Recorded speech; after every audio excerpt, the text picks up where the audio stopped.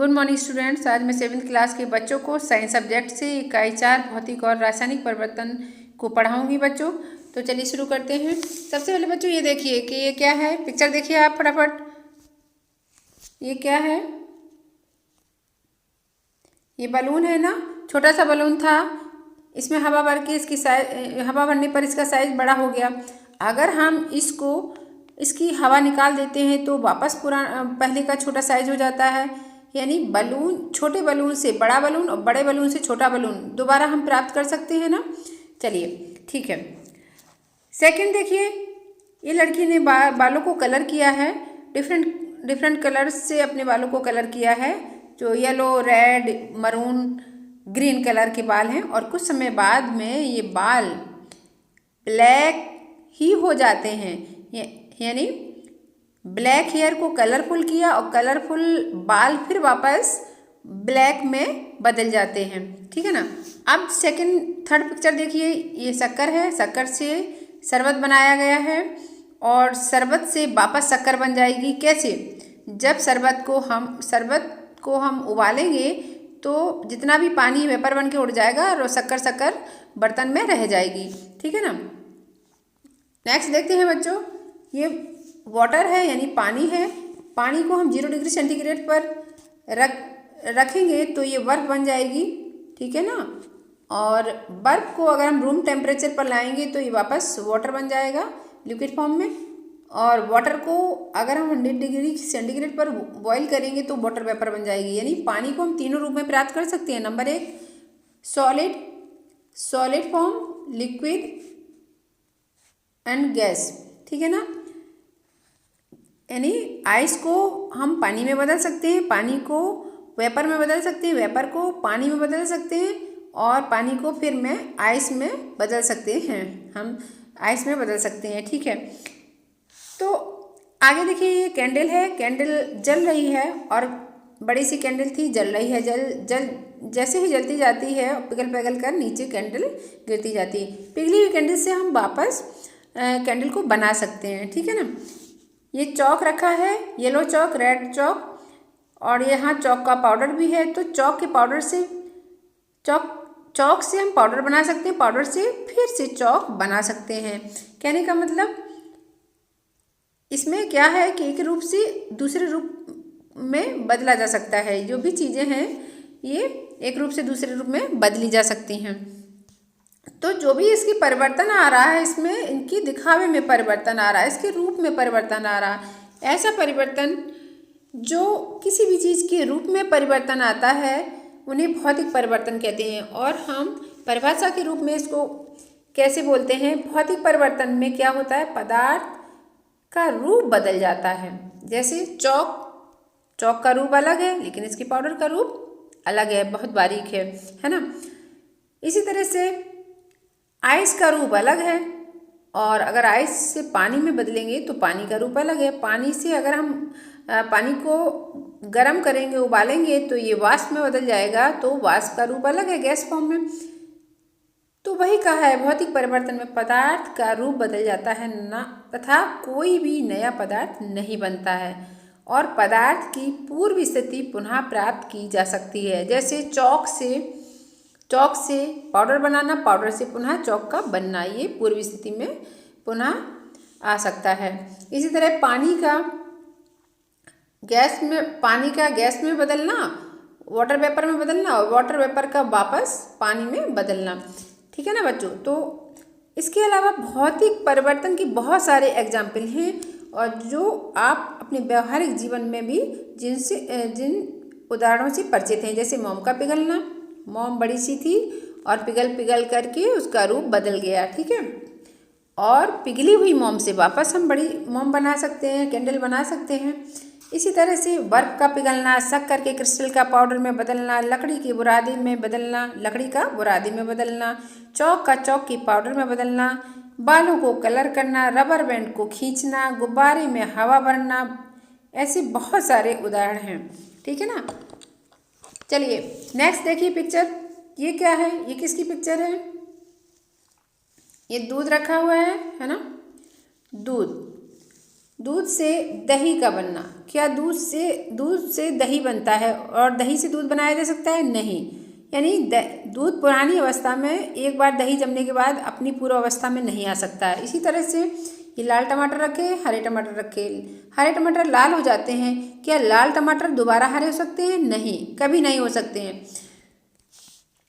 Next देखिए, लड़की के ये ब्लैक हेयर हैं, ठीक है, लड़के की ब्लैक हेयर हैं और उसके परमानेंट ग्रे हेयर हो गए, क्या ग्रे हेयर वापस ब्लैक हेयर में हो सकते हैं बिना डाई के?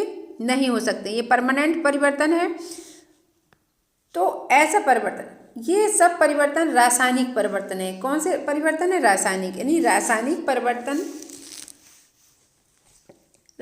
परिवर्तन में एक या एक से अधिक नया पदार्थ बनता है जिनसे सामान्यतः पूर्व पदार्थ को प्राप्त नहीं किया जा सकता है।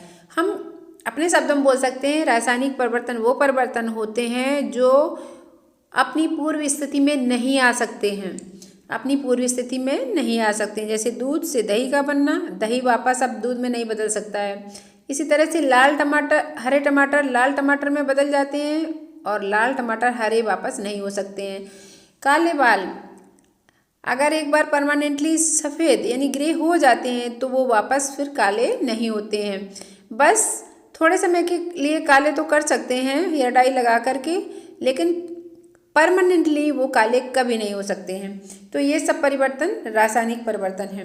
रासायनिक परिवर्तन के बहुत सारे एग्जाम्पल हैं बच्चों, जैसे हरे टमाटर का अभी मैंने दिखाया, हरे टमाटर या मिर्ची का लाल होना, काले बालों का सफ़ेद होना, मोमबत्ती के धागे का जलना या किसी भी चीज़ का जलना, लोहे में जंग लगना, रस्टिंग लगना, दूध का फटना, दूध से पनीर बनाना, ठीक है, और दूध से दही बनाना, ये सब क्या है? रासायनिक परिवर्तन। आगे देखते हैं बच्चों, आज हम भौतिक और रासायनिक परिवर्तन को डिटेल से पढ़ेंगे। तो देखते हैं इस चैप्टर में हम क्या क्या पढ़ेंगे। भौतिक परिवर्तन की परिभाषा और उदाहरण तथा उपयोग। रासायनिक परिवर्तन की परिभाषा, उदाहरण और उपयोग, क्रिस्टलीकरण, ये सब पढ़ेंगे।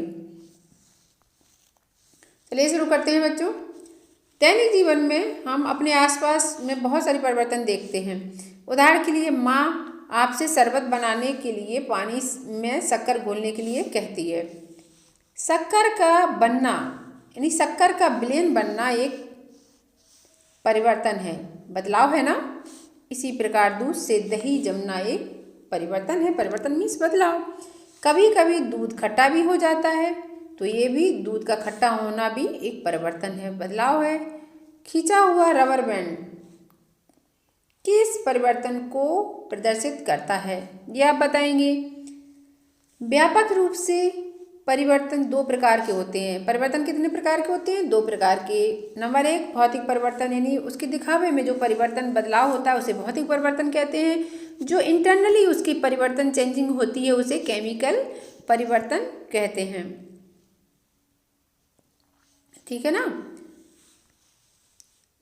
आइए दैनिक जीवन में अनुभव किए जाने वाले कुछ भौतिक परिवर्तनों के कारक और परिवर्तन की पूर्व तथा बाद की स्थिति को जानें। जैसे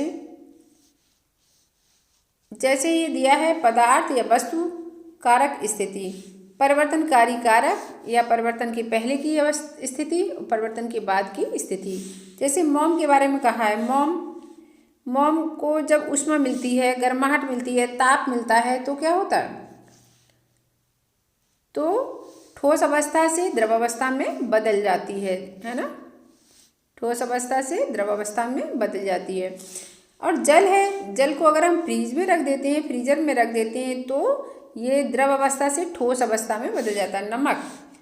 नमक को अगर नमी मिलती है यानी नमी की उपस्थिति में नमक सॉलिड फॉर्म में होता है, सॉलिड फॉर्म से लिक्विड फॉर्म में यानी द्रव अवस्था में बदल जाता है। ओस की बूंदें जब सूर्य का प्रकाश की उपस्थिति में ओस की बूंदें द्रव अवस्था से वाष्प अवस्था में बदल जाती हैं। इसी तरीके से नेपथलीन की बॉल है। नेपथलीन की बॉल यानी कपड़ों में रखते हैं ताकि वो बैक्टीरिया आदि को ख़त्म कर दे, है ना। तो नेपथलीन की बॉल जो हम जब भी हम कपड़ों में रखते हैं या हम यूं ही खुला रख दें तो वो ठोस अवस्था से वाष्प अवस्था में चेंज हो जाती है। यानी नेपथलीन की बॉल तो देखी होंगी ना, गोल वाइट कलर की होती हैं और सॉलिड फॉर्म में होती हैं, और जब इनको खोल के रख दिया जाता है तो क्या है, ये वाष्प में बदल जाती हैं, है ना। इस तरह फोटोक्रोमिक चश्मा है, धूप में क्या करता है, रंगहीन से वो रंगीन हो जाता है धूप में, है ना।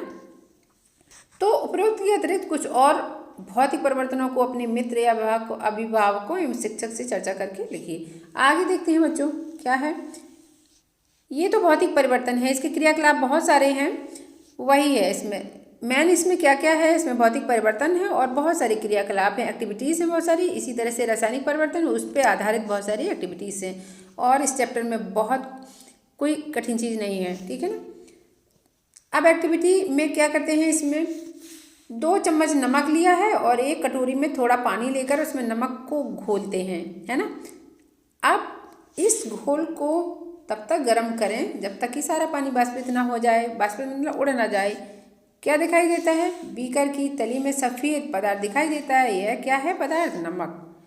अब इसी प्रकार से एक चीनी मिट्टी की प्याली में मोम का एक ठोस टुकड़ा लेकर उसे भी पिघलाएं। अब ठोस क्या है, ठोस मोम द्रव में बदल जाता है ना।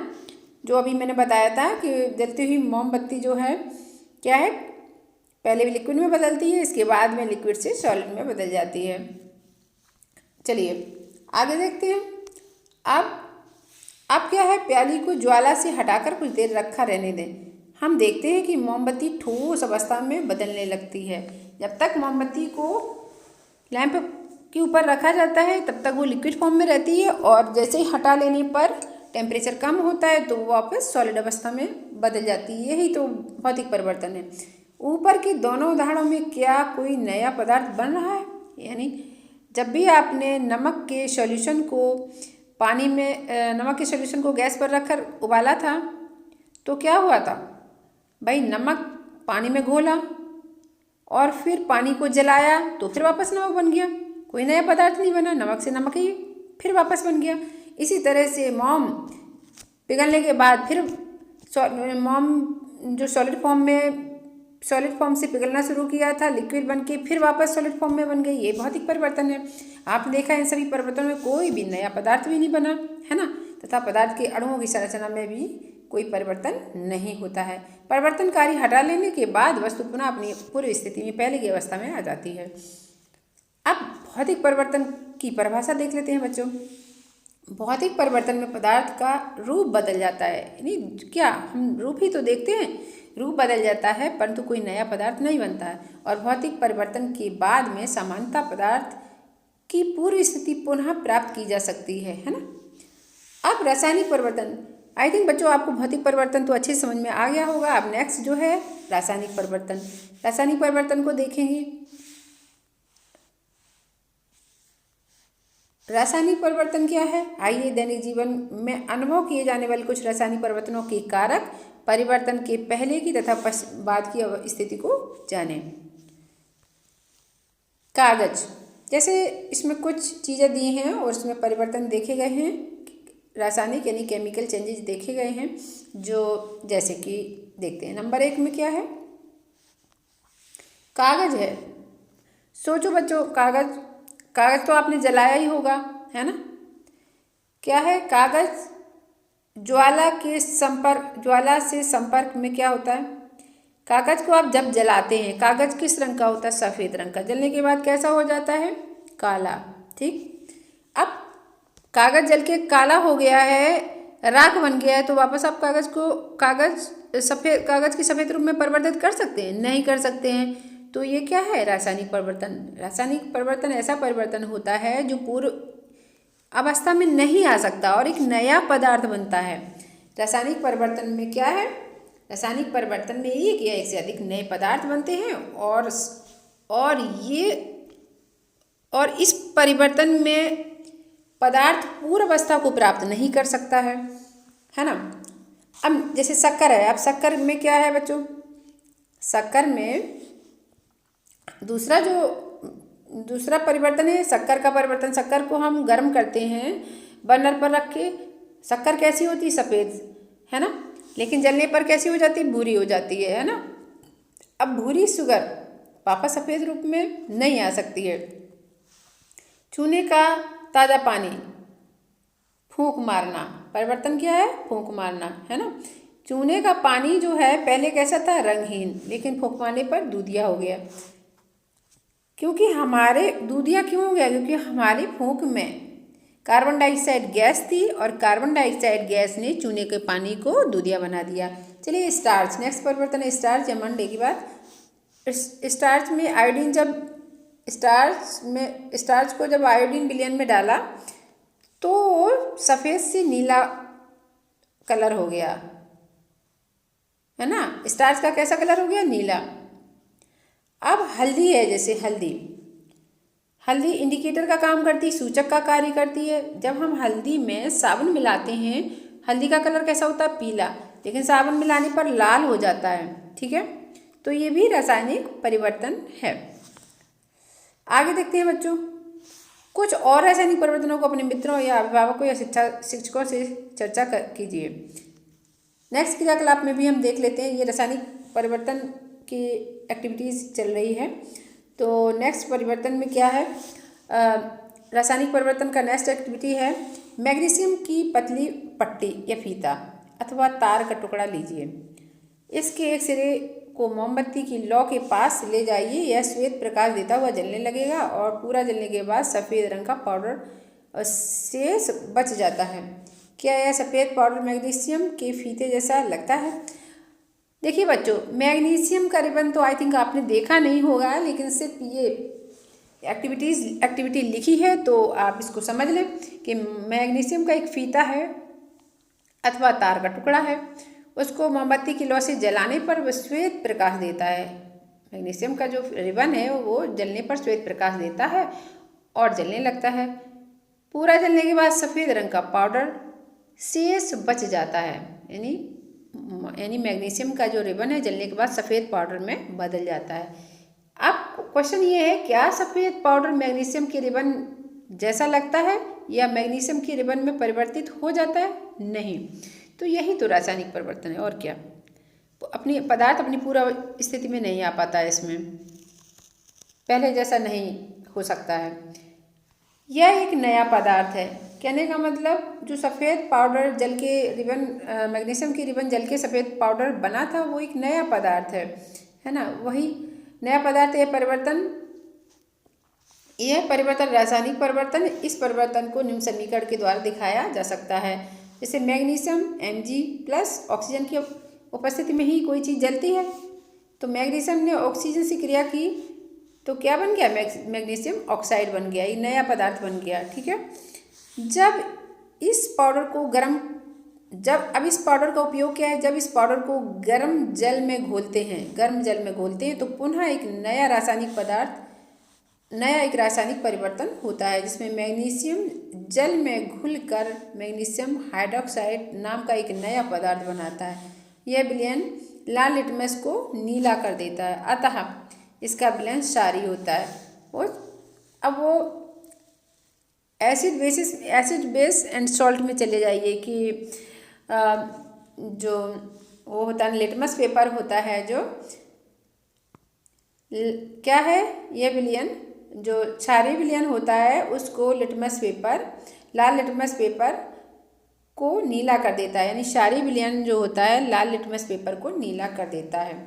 यही पहचान है, अगर लाल लिटमस पेपर को नीला कर देता है तो इसका मतलब है विलयन क्षारीय है, ठीक है।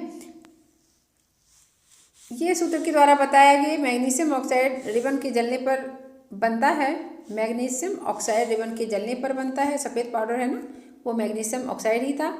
जल में जब इसको घोला तो क्या बन गया, मैग्नीशियम हाइड्रॉक्साइड बन गया, जो कि क्षारीय विलयन है, ठीक है। आपने देखा कि उपरोक्त में परिवर्तन कारक हटा लेने के बाद पदार्थ अपनी पूर्वावस्था में नहीं आ पाता है। यही तो केमिकल चेंजेज है कि परिवर्तन कारक हटा लेने के बाद भी पदार्थ जो है पहले की अवस्था में नहीं आ पाता है। अतः रासायनिक परिवर्तन में एक या एक से अधिक नए पदार्थ बनते हैं, जिससे समानता पूर्व पदार्थ को प्राप्त नहीं किया जा सकता है। रासायनिक परिवर्तन समझ गए ना बच्चों, कि ऐसा परिवर्तन जिसमें एक या एक से अधिक पदार्थ नए पदार्थ, यानी रासायनिक परिवर्तन में एक या एक से अधिक नए पदार्थ बनते हैं और जिससे सामान्यतः पूर्व पदार्थ को प्राप्त नहीं किया जा सकता है। यानी रासायनिक परिवर्तन में जो भी प्रोडक्ट बनता है वो पूरी पहले की अवस्था में नहीं आ सकता है। आइए भौतिक रासायनिक परिवर्तनों के स्थानीय परिवेश में होने वाले कुछ और क्रियाकलाप को जानें। अब हम भौतिक और रासायनिक परिवर्तनों को कुछ और क्रियाकलाप के माध्यम से भी समझ लेते हैं। जैसे मोम का पिघलना तथा जमना भौतिक परिवर्तन है। बताया था ना, सबसे पहले यही बताया था कि मोम का पिघलना और जमना भौतिक परिवर्तन, जबकि मोमबत्ती का जलना रासायनिक परिवर्तन है। कहने का मतलब है कि ये जो मोम जो बड़ी सी कैंडल पिघल रही है और पिघल कर नीचे गिर रही है, उसका रूप बदल गया है। लंबी सी कैंडल पिघली अवस्था में नीचे कोई भी अवस्था मतलब किसी भी रूप में बन गई, ठीक है। तो इसका रूप परिवर्तित हो गया और वो पिघली हुई मोमबत्ती से वापस हम कैंडल बना सकते हैं। ये तो हो गया भौतिक परिवर्तन। लेकिन इसके धागे का जलना ये रासायनिक परिवर्तन है, ठीक है बच्चों। चलिए इसमें यही दिया है।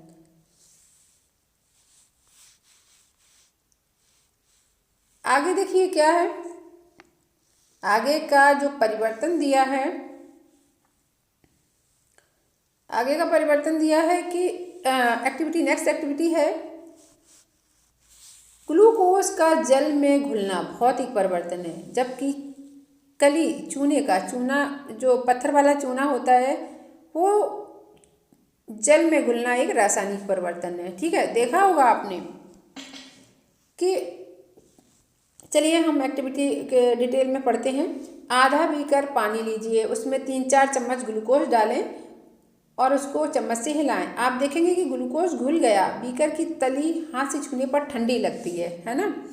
इसी प्रकार एक और बीकर में आधा गिलास पानी लें। दूसरे बीकर में क्या करना है, आधा गिलास पानी लें, उसमें 3-4 चम्मच कली का चूना यानी कैल्शियम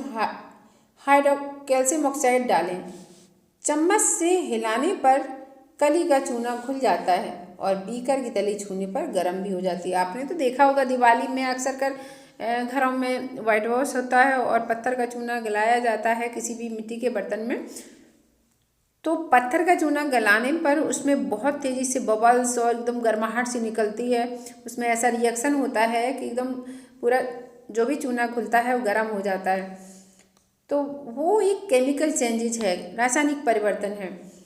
पत्थर का चूना घुलने के बाद जो भी चूना बहुत ही बारीक हो जाता है। वापस बारीक चूना जो है पत्थर की चूने के फॉर्म में नहीं बन सकता है। अब आगे देखिए, यदि आप ग्लूकोज घोल को पूरी तरह से वाष्पित करेंगे तो ग्लूकोज प्राप्त हो जाएगा। कहने का मतलब जो फर्स्ट एक्सपेरिमेंट या एक्टिविटी थी जिसमें आपने आधा बीकर पानी लिया तो ग्लूकोज घोला था। अब ग्लूकोज को घोलने पर घुल गया था, लेकिन अगर हम ग्लूकोज को वाष्पित करें तो ग्लूकोज का पानी वाष्पित हो जाएगा और हम ग्लूकोज ही प्राप्त हो जाएगा। किंतु कली का चूने का घोल को पूर्णतः वाष्पित करने पर कली का चूना प्राप्त नहीं हो सकता है। ग्लूकोज का जल में घुलना भौतिक परिवर्तन। तो बच्चों देखिए, ग्लूकोज घुलने पर घुल गया और उसके ग्लूकोज के सॉल्यूशन को वाष्पित करने पर पुनः ग्लूकोज प्राप्त कर लिया। तो ये क्या है, ये कौन सा परिवर्तन हुआ, भौतिक परिवर्तन। कली का चूना जल में घोलने पर घुल गया, लेकिन अगर हम चूने के घोल को पुनः वाष्पित करें तो क्या चूने का पत्थर प्राप्त हो सकता है? नहीं हो सकता है। तो ये रासायनिक परिवर्तन है।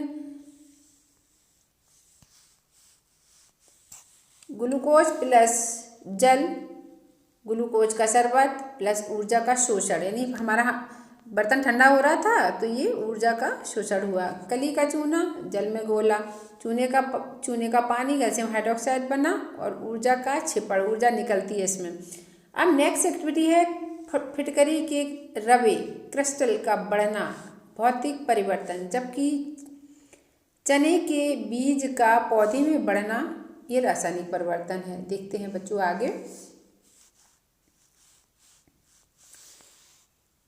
एक बीकर के आधे भाग तक जल भरें, जैसे इसमें है ना आधे भाग तक जल भरा है, उसमें फिटकरी घोलें।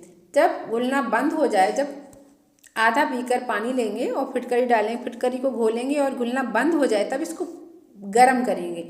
गरम करने के बाद भी फिटकरी का घुलना अगर बंद हो जाए, गरम करने के बाद में फिर फिटकरी डालेंगे। अगर उसका घुलना फिर बंद हो जाए तो विलयन को छान लें और यह फिटकरी का संतृप्त विलयन कहलाता है ना। अब क्या करना है, एक धागे की सहायता से फिटकरी के एक छोटे रवे को लटकाएं। एक धागे की सहायता से फिटकरी के छोटे रवे को लटकाएं, जैसे इसमें लटकाया गया है ना। फिटकरी के छोटे रवे को लटकाएं तो क्या होता है, एक सप्ताह बाद छोटा रवा धीरे धीरे बढ़ते बढ़ते बड़े रवे में परिवर्तित हो जाता है। इसे हम तोड़कर फिटकरी का छोटा रवा पुनः प्राप्त कर सकते हैं और एक भौतिक परिवर्तन।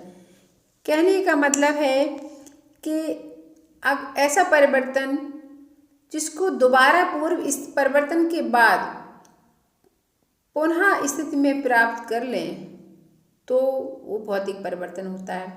इसी तरह से अगर कोई भी बीज है, अंकुरित चने को गमले की गीली मिट्टी में हल्का सा दबाएं। अंकुरित चना है उसको क्या करना है, गीली मिट्टी में दबाएं।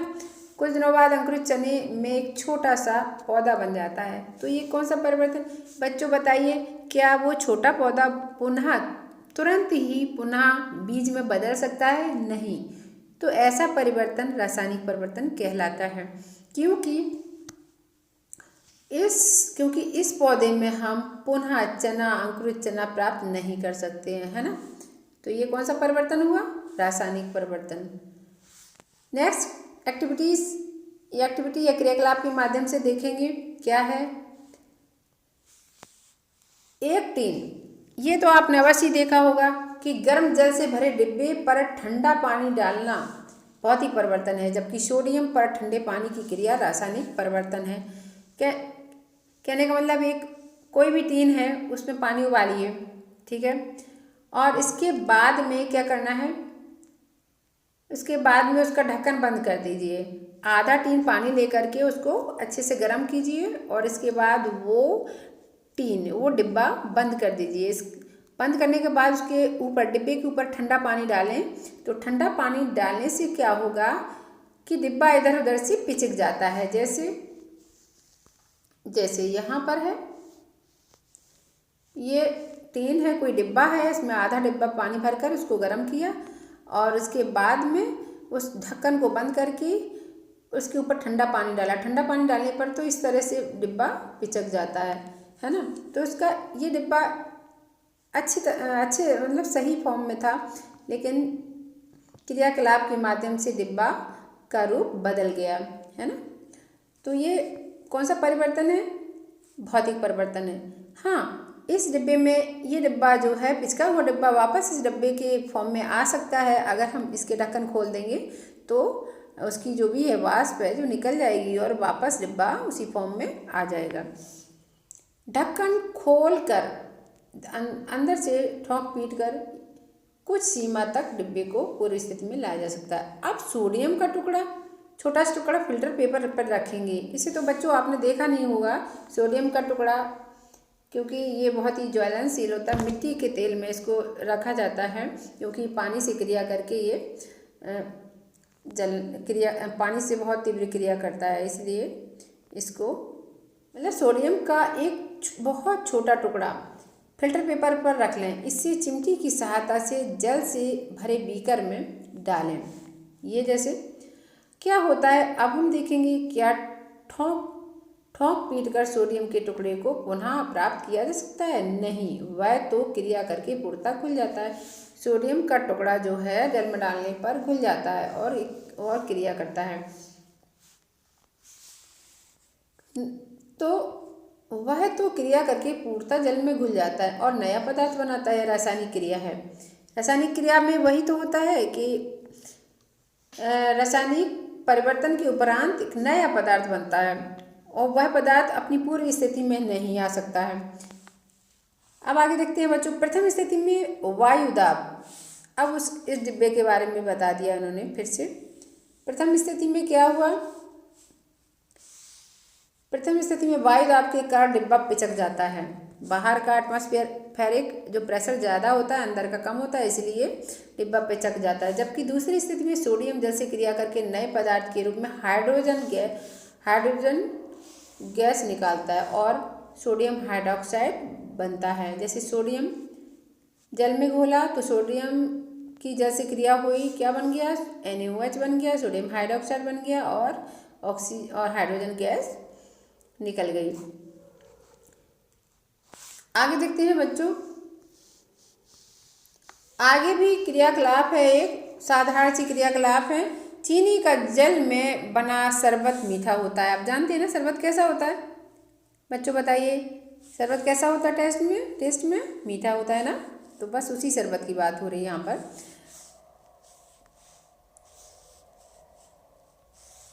शरबत जल में चीनी का जल में बना शरबत मीठा होता है, जबकि चीनी जलने पर कड़वी हो जाती है। अब बताइए, इनमें से चीनी का जल में बना शरबत कैसा परिवर्तन है? बताइए। ये भौतिक परिवर्तन। जबकि चीनी का जलना कैसा परिवर्तन है? रासायनिक परिवर्तन। चलिए इसको डिटेल में देखते हैं। एक बीकर या शीशी के गिलास में आधा भाग पानी ले लें। एक बीकर में आधा बीकर पानी ले लेते हैं। इसमें 2 चम्मच शक्कर डालते हैं, शक्कर डालकर घोलते हैं। शरबत को चखते हैं। कैसा लगता है शरबत? मीठा। इसी प्रकार 1 चम्मच चीनी लेकर उसे स्पिरिट लैंप पर थोड़ी देर तक गर्म करते हैं। आप देखते हैं कि चीनी पिघलने लगती है और बुदबुदाहट की आवाज़ भी आती है उसमें। इसके बाद वह भूरे काले रंग के पदार्थ में बदल जाती है। तो बच्चों, अब चीनी के शरबत के वाष्पन से हमें पुनः चीनी प्राप्त हो जाती है, किंतु चीनी को जलाने से प्राप्त कैरोमल को ठंडा करने पर पुनः चीनी प्राप्त नहीं कर सकते हैं। तो बच्चों बताइए, चीनी के शरबत के वाष्पन से पुनः चीनी प्राप्त करना किस प्रकार का परिवर्तन है? भौतिक परिवर्तन है। और चीनी को जलाने पर कैरोमल बनना और उसको ठंडा करने पर पुनः चीनी न प्राप्त होना, ये किस प्रकार का परिवर्तन है? विचार कीजिए। ये रासायनिक परिवर्तन है। चीनी को गर्म करने पर रासायनिक क्रिया होती है और एक नया पदार्थ बनता है जो चीनी से भिन्न होता है, देखने में भी भिन्न होता है। कैरोमल का जली विलयन स्वाद में कड़वा होता है। कैरोमल से पुनः चीनी प्राप्त नहीं की जा सकती है। चीनी का जल में घोल, यानी चीनी का जल में घोल या विलयन से प्राप्त शरबत भौतिक परिवर्तन है। चीनी से कैरोमल बनना कैसा परिवर्तन है? रासायनिक। ठीक है, ये यहाँ पर कैरोमल बना रहे हैं, चीनी को जला रहे हैं और फिर ये वाइट क्रिस्टल से ये ब्लैक हो जाता है। ठीक है बच्चों, समझ में आया? अब गर्म करने पर लोहे का लाल होना भौतिक परिवर्तन, जबकि लोहे में जंग लगना रासायनिक परिवर्तन है। चलिए इसको भी देख लेते हैं। एक लोहे की छड़ को क्लैंप से पकड़ करके स्पिरिट लैंप पर गर्म करते हैं। पुनः स्पिरिट लैंप को बुझाकर रॉड को ठंडा होने देते हैं। आप क्या देखते हैं बच्चों? जी हाँ, गर्म होने पर छड़ लाल हो जाती है और ठंडा करने पर पुनः पहले की स्थिति में आ जाती है, काले रंग की हो जाती है। ये कौन सा परिवर्तन हुआ? भौतिक परिवर्तन।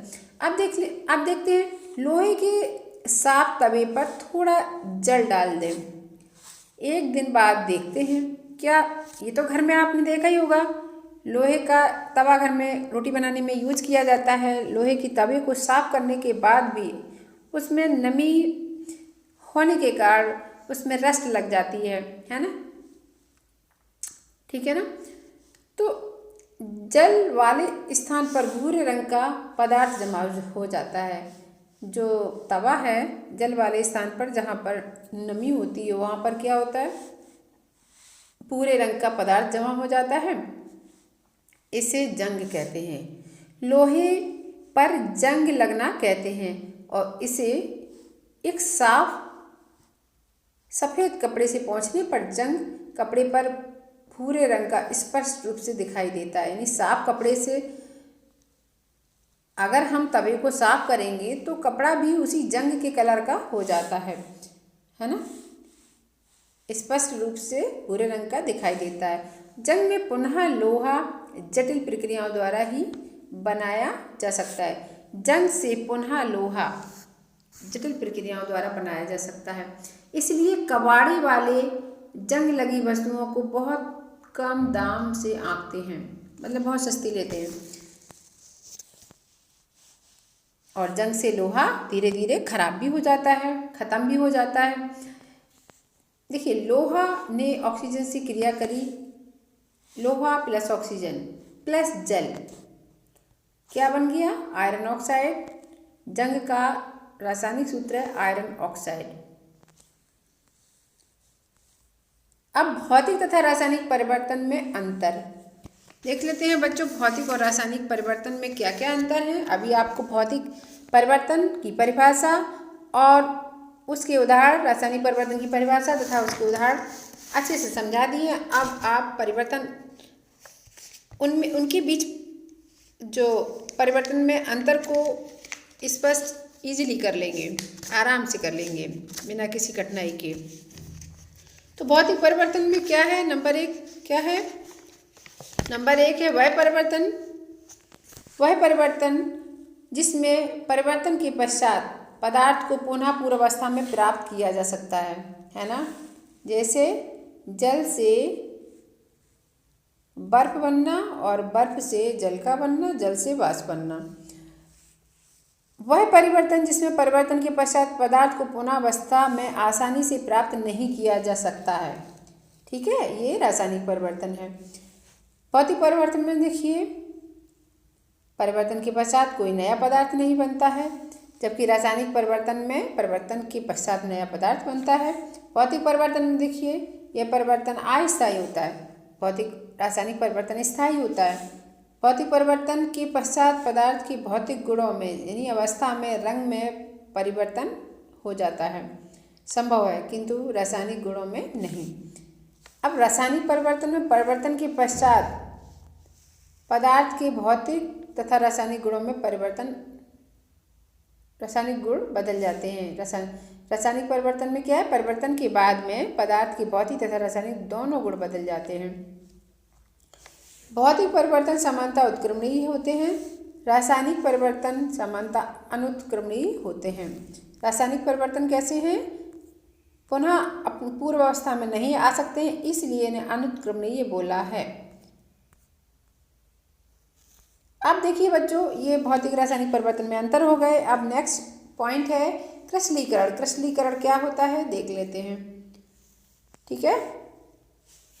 आपने कक्षा 6 में समुद्र के जल को वाष्पित करके नमक बनाने की क्रिया को जाना है। गुड़ बनाने की प्रक्रिया में पके हुए गन्ने के रस से गाढ़े द्रव यानी राब को लंबे समय तक रखने के उपरांत उसमें चीनी के क्रिस्टल को पृथक होते हुए भी देखा है। कहने किसी पदार्थ के शुद्ध तथा बड़े साइज के क्रिस्टल उसके विलयन से प्राप्त किए जा सकते हैं। किसी पदार्थ के शुद्ध तथा बड़े साइज के क्रिस्टल उसके विलयन से प्राप्त किए जा सकते हैं। प्रक्रिया क्रिस्टलीकरण कहते हैं। क्रिस्टलीकरण कहते हैं, जैसे बोला है ना उसमें कि समुद्र के जल को वाष्पित कर नमक बनाने की क्रिया, ये क्रिस्टलीकरण है। और गुड़ बनाने की प्रक्रिया या पके हुए गन्ने के रस के गाढ़े द्रव जिसे राब कहते हैं, उसको बहुत समय तक जब रखा रहता है तो उसमें शक्कर के समान से क्रिस्टल बन जाते हैं। यह क्रिया क्रिस्टलीकरण कहलाती है। कॉपर सल्फेट की क्रिस्टल प्राप्त करना। एक बीकर में क्या करते हैं?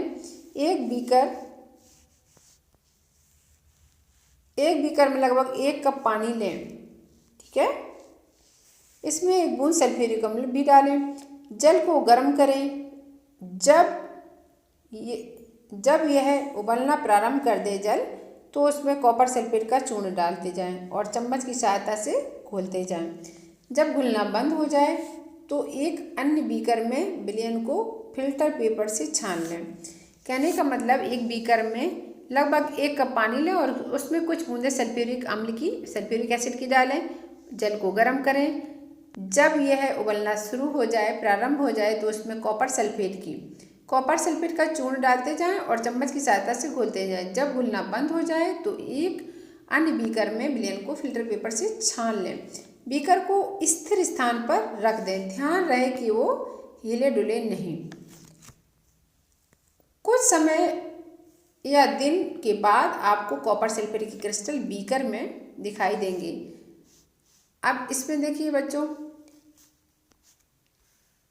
हाँ, यह है ऑक्जेलिकम में क्रिस्टल की आकृति कैसी होती है? सुई के आकार की। और टार्टरिक एसिड में मकड़ी के जाल की आकृति होती है। सिट्रिक एसिड में तारे की आकृति होती है। मतलब ये क्रिस्टल का अलग अलग एसिड में क्रिस्टल की आकृति अलग अलग होती है। आगे देखते हैं बच्चों, क्रिस्टलीकरण। इसमें क्या बोला गया है कि आपको कॉपर सल्फेट के क्रिस्टल बीकर की तली में दिखाई देते हैं। क्रिस्टलीकरण भौतिक परिवर्तन का एक उदाहरण है। क्रिस्टलीकरण भौतिक परिवर्तन का उदाहरण है और सामान्यतः प्रत्येक रासायनिक पदार्थ के क्रिस्टलों की एक विशिष्ट आकृति होती है जो उसकी विशिष्ट पहचान है। सामान्यतः प्रत्येक रासायनिक पदार्थ के क्रिस्टलों की एक विशिष्ट आकृति होती है जो उसकी विशिष्ट पहचान है। निम्नलिखित तालिका में कुछ रासायनिक पदार्थ के क्रिस्टल की आकृति को दर्शाया गया है। हमने क्या सीखा इस चैप्टर में? जो खास पॉइंट हैं वो हमने क्या सीखा में दिए गए हैं, तो देख लेते हैं बच्चों।